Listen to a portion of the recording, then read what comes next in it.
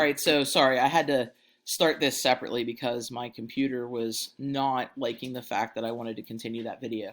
All right, so in this one, this is going to be a little bit more difficult because we have a radical value for one of our sides. So if we want the sine of theta, the side that's opposite is 17, and the hypotenuse is 13 root 2. Now, one of the things that you're not allowed to do in math is have a radical on the bottom. And to get rid of that radical, you have to do what's called rationalize the denominator. And you should already know how to do this. But what you do is you multiply the denominator and the numerator by the radical, and then it'll be rationalized. So 17 times the square root of 2 is just 17 root 2. And then on the bottom, you would have 13 times the square root of 2 times the square root of 2 is actually the square root of 4, which is 2. So this would be 13 times 2 on the bottom. So the numerator would be 17 root 2, and the denominator would be 13 times 2, which is 26. So that's actually the sine of the angle. For the cosine of the angle, and realize this is going to keep happening because my denominator is the hypotenuse, which has the radical. So the cosine is the adjacent side over the hypotenuse.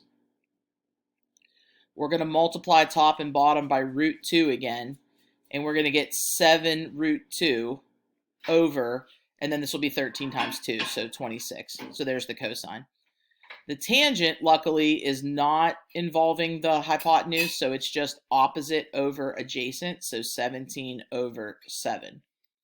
Now, when you want the reciprocals, it's actually going to be easier to take the reciprocal here and here, because if you take the reciprocal of something that's rationalized, it's going to unrationalize, and then you'll have to rationalize it again.